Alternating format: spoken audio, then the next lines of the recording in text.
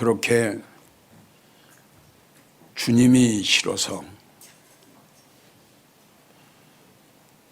주님을 믿는 성도들 보기 싫어서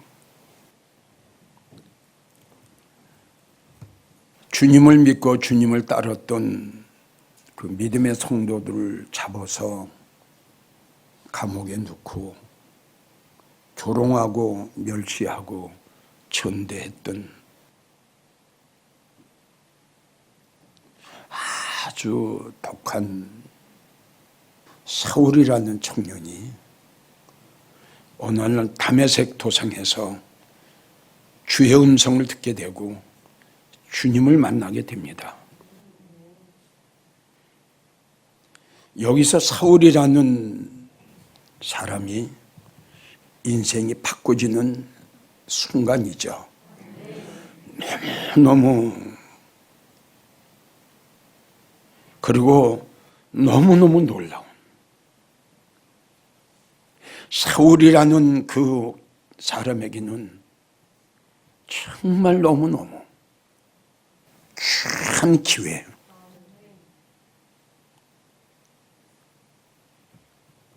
그의 생애가 확 바꿔지는 그러한 순간,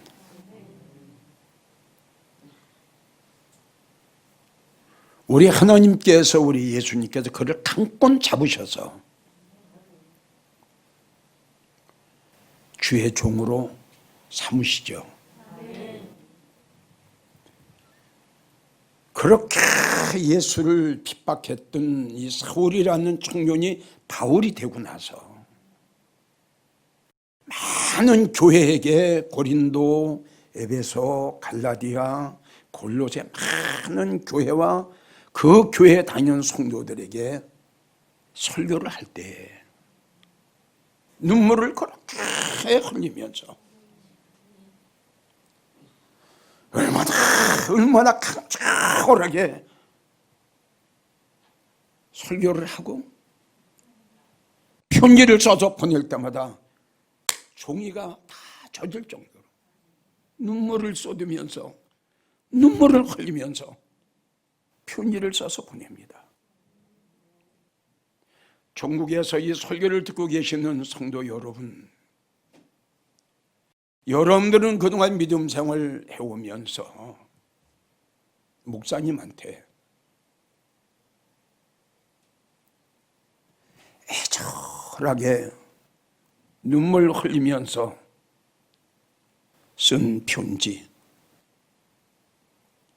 눈물 흘리면서 외치는 그 설교 들어보셨나요?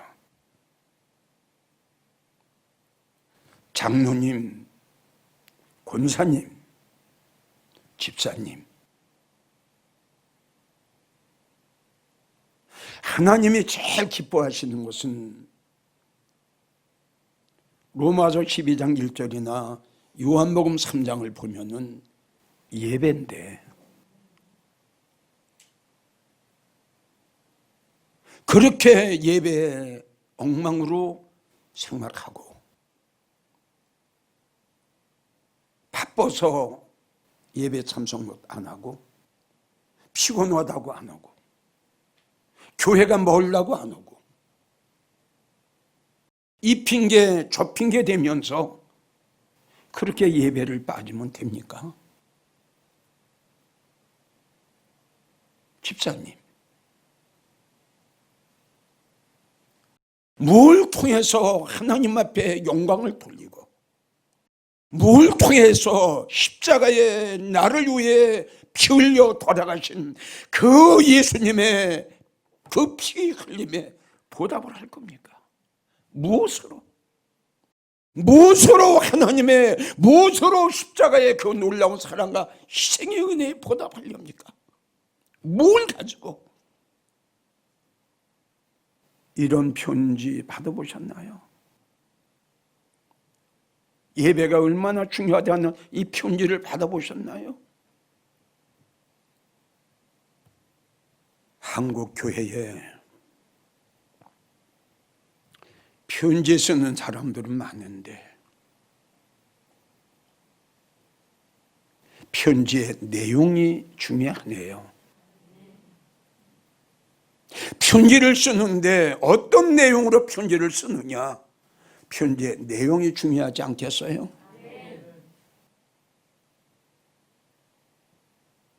또 이런 눈물의 편지 받아보셨나요?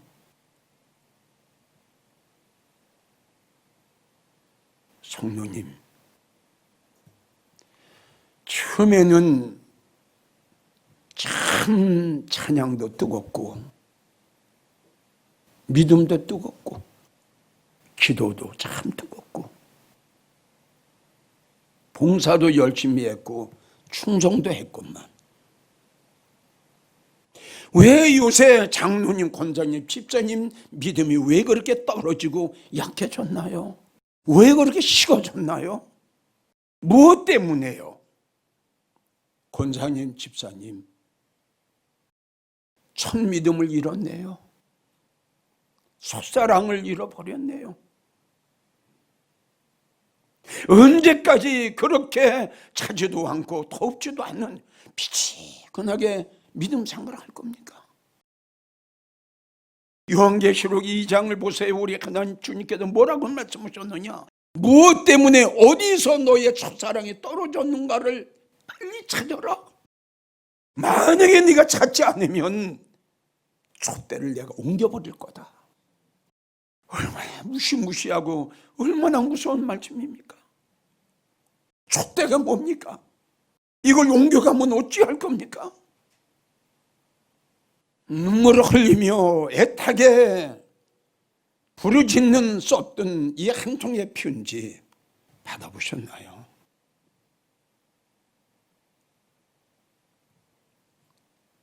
또 이런 편지 받아보셨나요?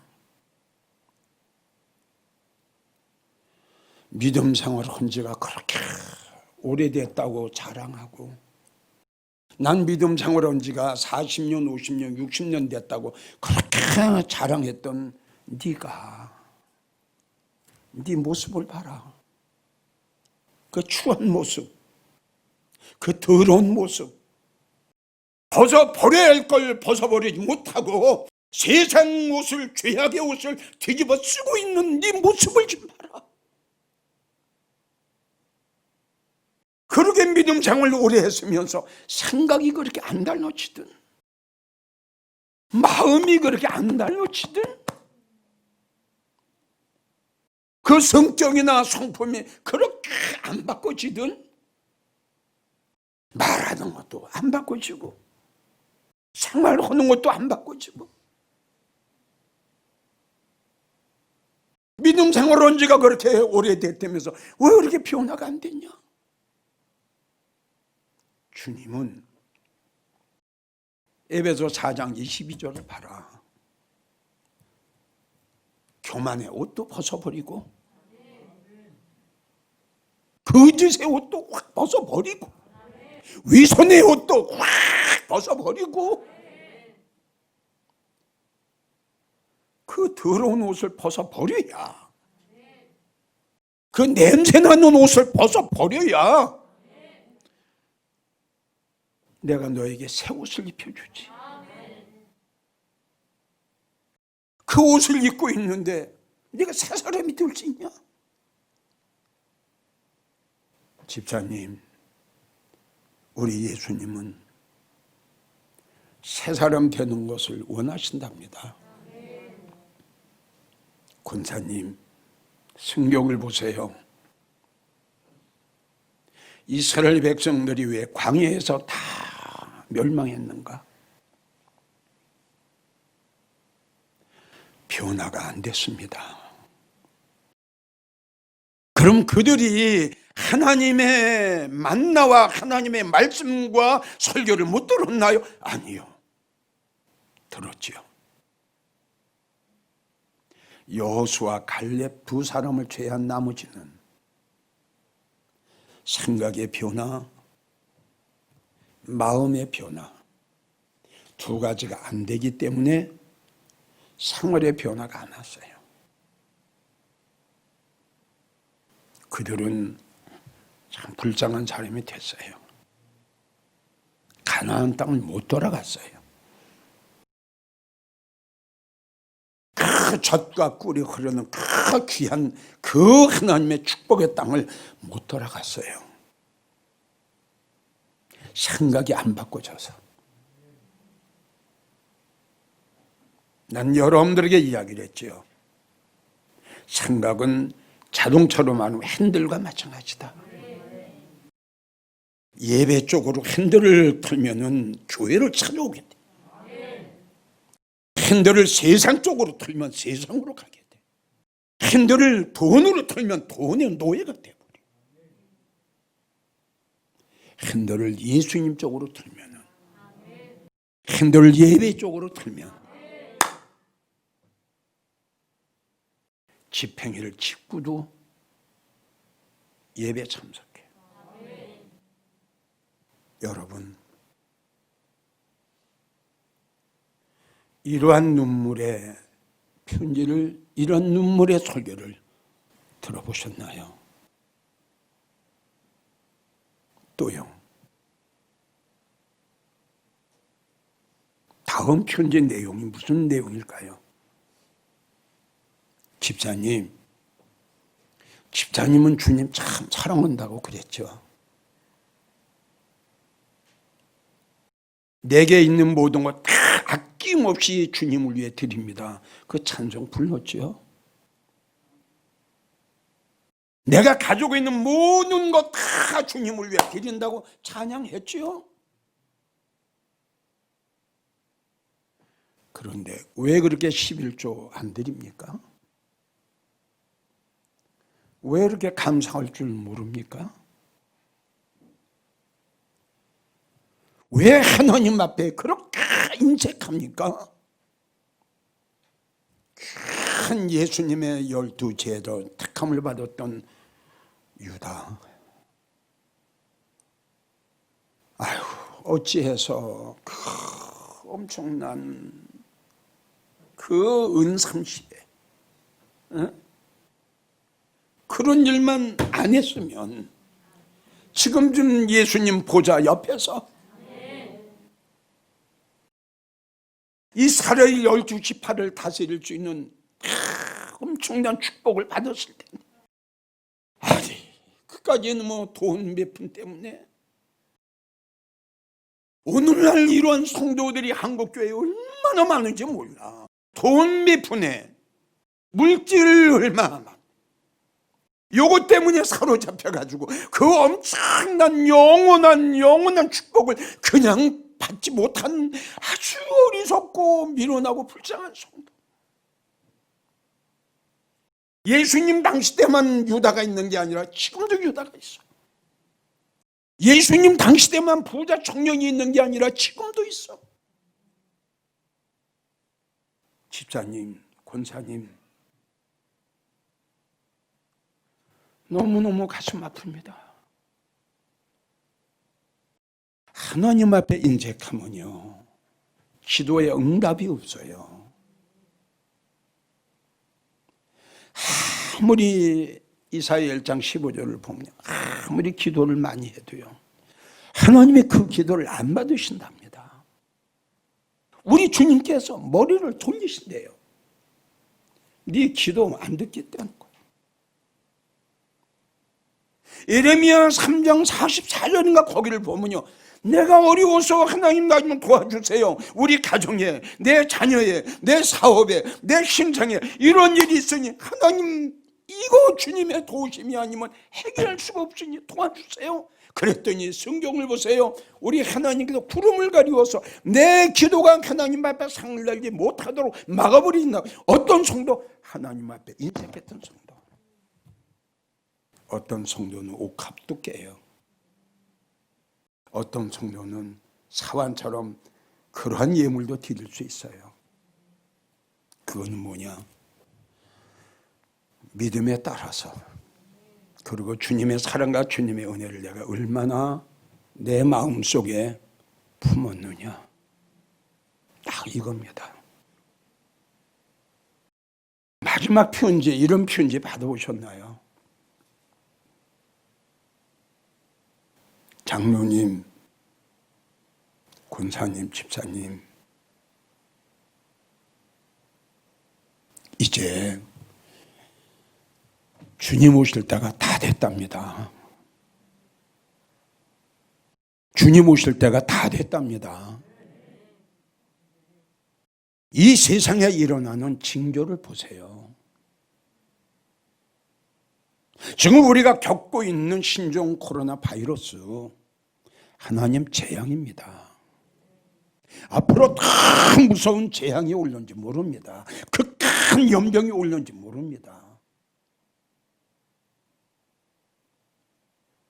주님은 우리에게 이렇게 말씀하셨어요.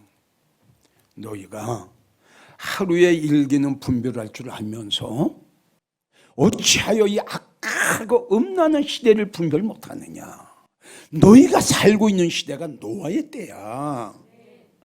너희가 살고 있는 시대가 지금 소돔과 고모라 성 때야. 얼마나 악하냐. 지금 봐라. 동성연애. 이거 되겠냐? 이건 마지막 때 일어나는 말세의 징조야. 하나님의 심판이 가까웠어. 가셨던 예수님이 오실 날이 가까웠어. 주님이 오시게 되면 어떻게 되느냐? 마태복음 24장 봐라. 한 여인은 데려감을 당하고 한 여인은 버렸을 피 물었어. 가슴, 내가 왜 이렇게 믿음 생활을 했어? 내가 왜 예배 생활을 이렇게 엉터리로 했어? 내가 가슴을 치며 땅을 호흡하며 입술을 깨물며 피를 토해 회개를 해도 회개할 수 있는 기회가 끝났어요. 하나님의 말씀은 일종일액도 변하지 않고 이 시대가 가기 전에 다 이루리라. 주님이 말씀해요. 그날과 그 시는 인자도 몰라. 어느 날 갑자기 덫과 같이 너희에게 임할 텐데. 고린도 전서를 봐라. 15장. 하나님 마지막 나팔 소리에 순식간에 호련히 하나는 쫙 올라가고 하나는 버림받을 텐데. 데살로니가 전서 5장을 봐라. 우리 주님이 공중에 강림하셔서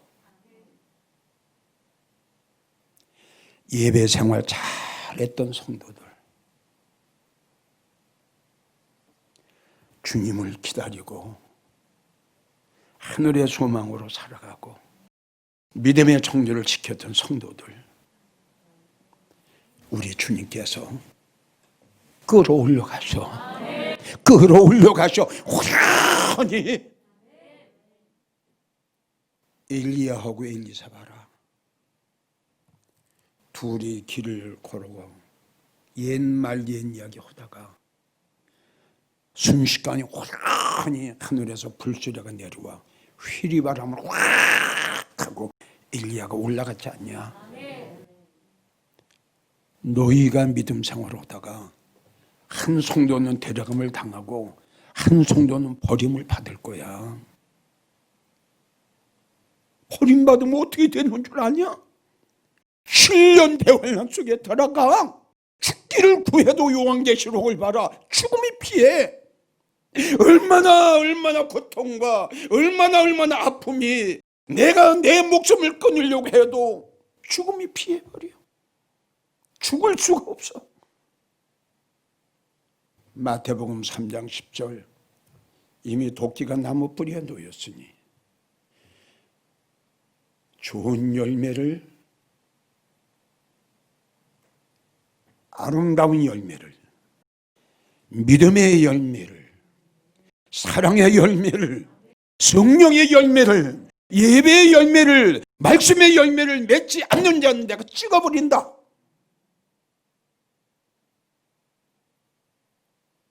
마태복음 7장을 봐라. 성경 가지고 교회 왔다리 갔다리 하면서 주여 주여 한다고 천국 갈 줄 아냐? 못 가. 아버지 뜻대로 살아야 돼. 요한복음 3장을 보세요. 우리 예수님께서 누굽니까? 니고데모에게 말씀하셨어요. 네가 물과 성령으로 거듭나지 않으면 하늘나라를 볼 수도 없다고 말씀하셨어요. 우리는 천국 가는 걸 너무 쉽게 생각을 하고 무조건 주님 믿고 무조건 믿음 생활을 하고 무조건 주여 주여 하고 무조건 이렇게 하면 다시 오실 주님을 영접하는 걸로 생각은 절대 이건 성경적이 아닙니다. 베드로전서 4장 17절 말씀을 보세요. 나는 내 집에도 심판한다. 에스겔 9장 6절을 보세요. 내 성소에도 내가 심판을 시작하리니 늙으니 교만한 여부터 내가 죽여버릴 거다. 이런 편지 받아보셨나요? 이런 설교 들어보셨나요? 성도님들, 장로님, 권사님, 집사님들, 이런 눈물의 편지, 이런 눈물의 설교 들어보셨나요? 그동안 무슨 설교, 무슨 편지를 받아보셨나요? 눈물의 설교는, 눈물의 편지는 언제 하느냐? 성도들의 영혼이 잘못되는 것을 볼 때, 성도들의 믿음이 잘못되는 것을 볼 때에, 아, 저렇게 하면 천국 못 가는데, 저렇게 하면 나중에 예수님 오실 때 슬피 울며 이를 갈며 어쩌면 처할 텐데 저거 어쩌지?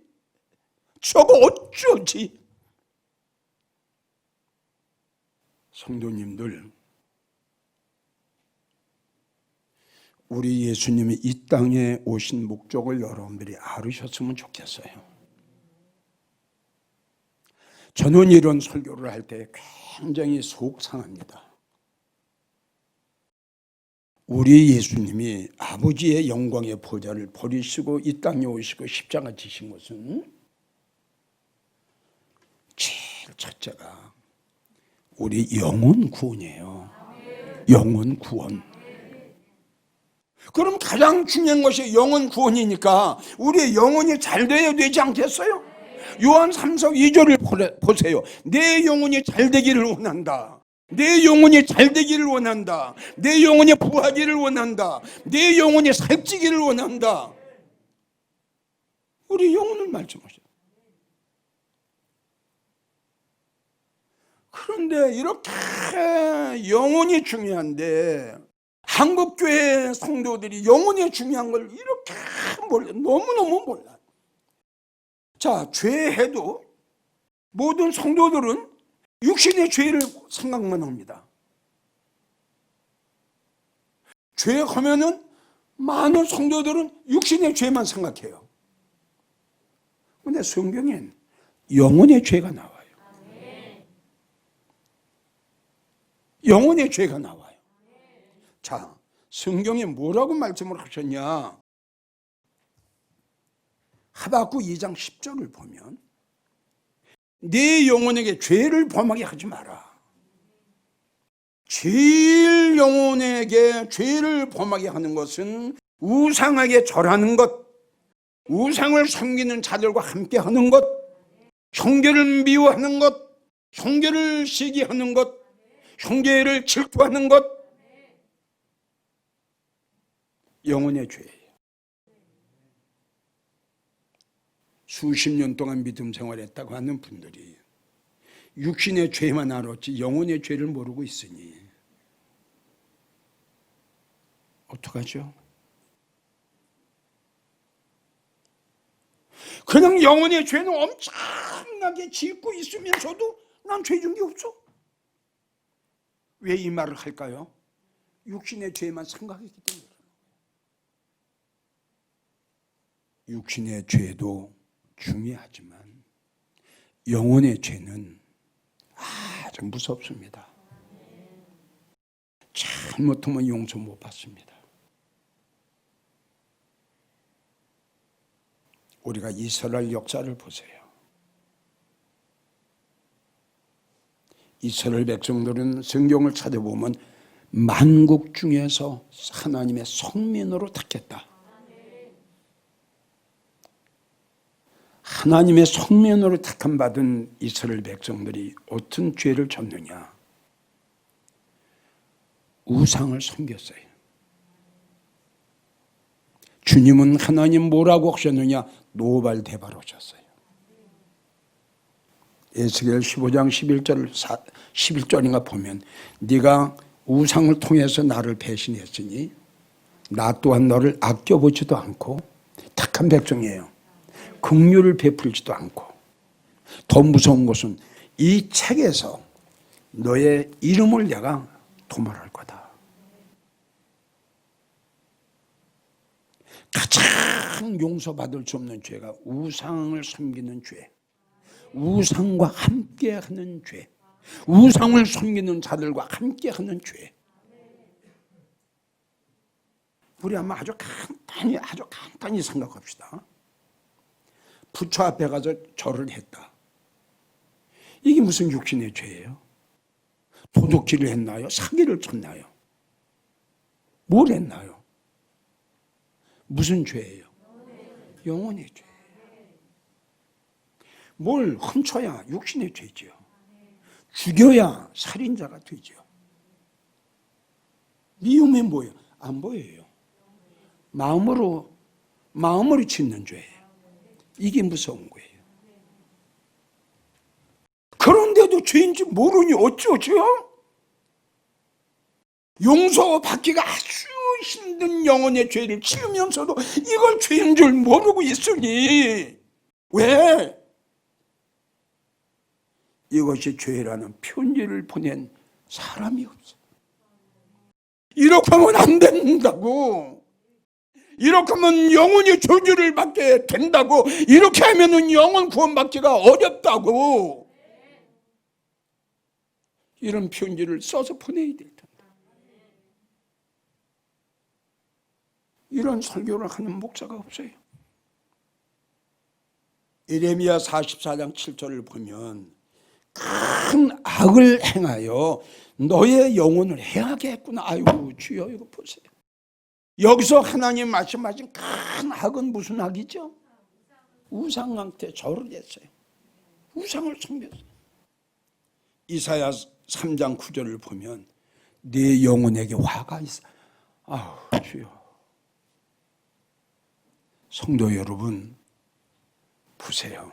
내 육신에 화가 있는 게 아니라 영혼에게 화가 있다는 거예요. 영혼에게. 그럼 영혼에게 큰 악을 해서 영혼을 죄짓게 하고 큰 악을 행하면서 영혼에게 해를 했는데 이런 사람이 천국 가겠어요? 이런 사람이 들림 받겠어요? 잠언 22장 25절을 보면 너의 영혼을 네 영혼을 올무에 빠질까 두려워해라. 올무가 뭐예요? 올무가 에스겔 22장 25절 그들이 사람의 영혼을 삼켜버렸어요. 영혼을 삼켰어요. 에스겔 14장 20절 그들이 새를 사냥하듯 영혼을 사냥한다.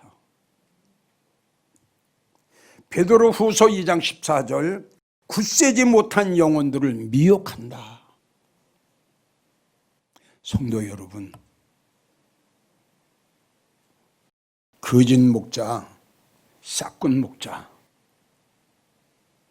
성도들 곁길로 끌고 가는 목자, 특별히 이단 조심하십시오.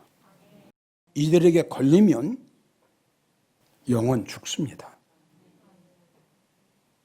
그리고 우상과 멀리 하세요. 우상을 섬기는 자들과 멀리 하세요. 살려면 말해요. 거짓 목자 많습니다. 싹군 목자 많습니다. 그래서 는 여러분들에게 이야기를 했죠. 성도들에게 중요한 것은 목자 잘 만나라. 바울처럼 눈물로 편지 쓰는 목자. 그 영혼을 사랑하기 때문에 눈물을 흘리며 가슴 아파하며 울면서 부르짖는 그 설교.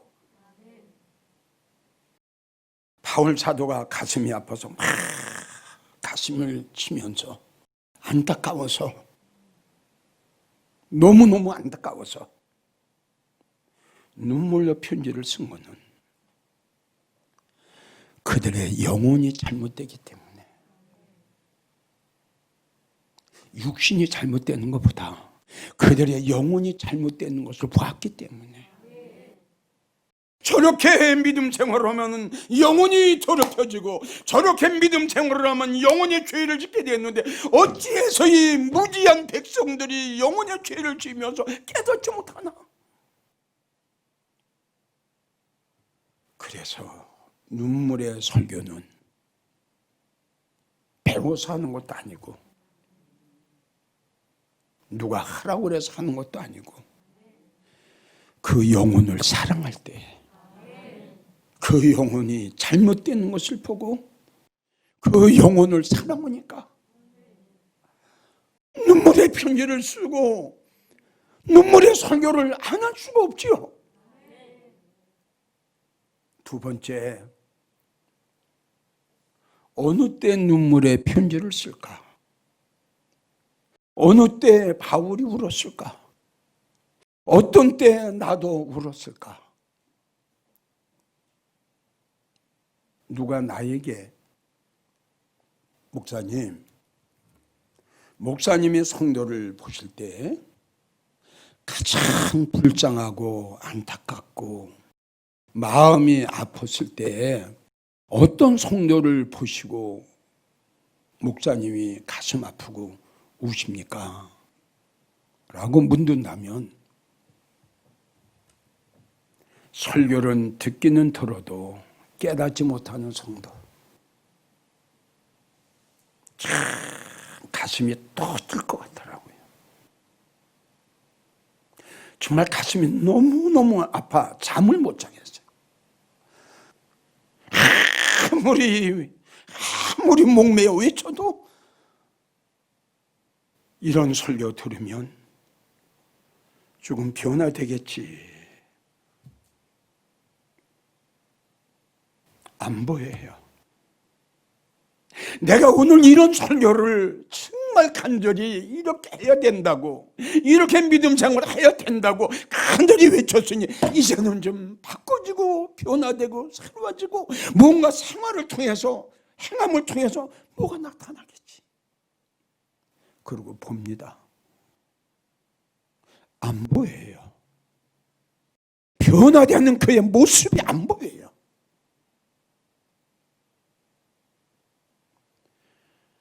하찮은 죄의 종이 이렇게 가슴이 터질 때 우리 주님은 얼마나 아프시겠어요. 그래서 성경 그런 말씀이 있었죠. 너는 나를 왜 괴롭게 하냐? 너는 나를 왜 그렇게 괴롭게 해? 나를 기쁘게는 하지 못할 망정, 나를 즐겁게는 하지 못할 망정, 나에게 영광을 돌리지 못할 망정, 너는 내 마음을 왜 그렇게 아프게 하고, 너는 내 마음을 왜 그렇게 괴롭게 하냐? 내가 너에게 돈을 달래냐? 내가 너에게 상품을 사달라고 하냐? 왜 내 마음을 이렇게 괴롭게 하냐? 죄종 마음이 아플 때 우리 예수님 마음이 얼마나 아플까?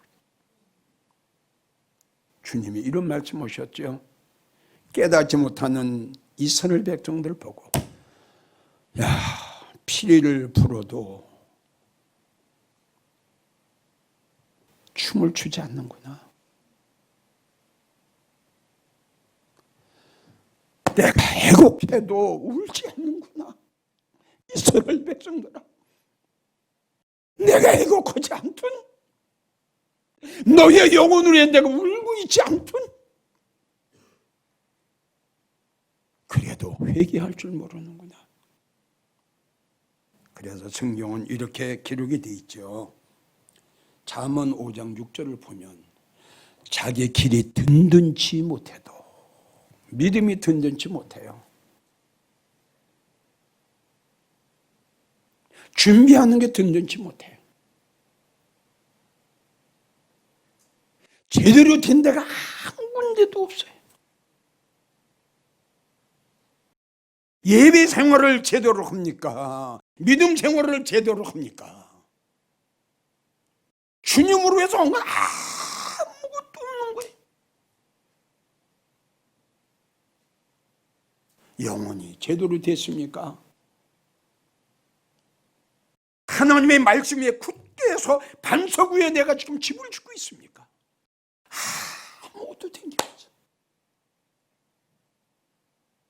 길이 든든치 못해도. 마태복음 25장에 미련한 처녀, 믿음이 떨어지고 믿음이 약해지고 성령이 소멸되고 바벨론에 다 쏟고 내 심령이 광야가 되었건만 이렇게 깨닫지 못할까? 자, 깨닫지 못하는 자의 결과를 봅시다. 시편 49편 20절. 깨닫지 못하는 성도는 멸망하는 짐승과 같다. 그렇죠. 짐승 아무리 때려보세요. 깨닫지 못합니다. 이거 참 무서운 말씀이에요. 호세아 4장 14절. 깨닫지 못한 사람은 멸망한다. 성도님들, 나는 그렇게 여러분들에게 말씀드리고 싶어요. 어떠한 죄를 졌든 어떤 잘못을 했든 좋아요. 살다 보면 실수 안 하고 살다 보면은 죄 안 짓는 사람이 어디 있겠어요. 하나님이 원하시는 것, 주님이 원하시는 것, 성도들에게 가장 긍휼함을 받을 수 있는 것이 깨닫는 거예요. 주여, 아버지요, 예수님. 그게 누구냐? 베드로예요. 우리 믿음이 떨어질 수 있어요. 우리 실수할 수 있어요. 주님 곁을 떠날 수 있어요. 누구든지. 문제는 실수했을 때, 주님 곁을 떠났을 때, 다른 사람 다 주님을 버릴지라도 나 베드로만큼은 절대 주님을 버리지 않겠다고 장담했던 베드로, 십자가 곁을 떠났을 때 베드로가 마지막 기회를 놓치지 않은 것은 성경 마태복음 16장을 봤더니 통곡은 하고 통곡하는데 어떻게 가슴을 찢은 거야. 가슴을 찢었어. 심히 통곡했더라. 우리 주님이 그걸 보신 거예요. 전국에서 이 설교를 들으셨던 사랑하는 장로님, 그리고 권사님, 집사님, 청년들, 이기웅 목사가 정말 뜨거운 마음으로 여러분들의 영혼을 사랑하는 마음으로 부탁합니다. 이제 부자 되는 설교, 그 시적인 설교, 행복의 설교 제발 그만 들으세요. 그리고 성도님들 바울의 설교 들으세요. 여러분들의 영혼을, 여러분들의 구원 때문에 가슴 아파서 저렇게 믿음 생활하면 안 되는데 애타게 안타까워서 여러분들의 영혼을 위해서 간절히 외치는 눈물의 편지를 받아보세요. 눈물의 설교를 들으세요. 그래야 여러분들 영원히 산답니다.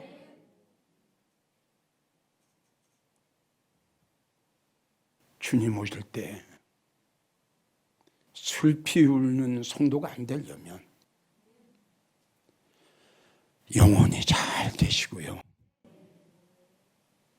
하나님의 말씀을 들을 때 깨닫고 베드로처럼 심히 통곡하고 히스기야 왕처럼 가슴을 치며 눈물 바다를 일으면서 몸부림치면서 주님 앞에 용서를 구하는 여러분들이 되시기를 애타는 마음으로 부탁합니다.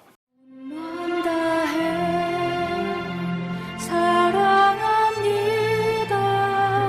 온 마음 다해 주 알기 원하네.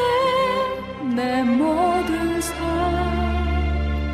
당신 것이니 주만 섬기리. 온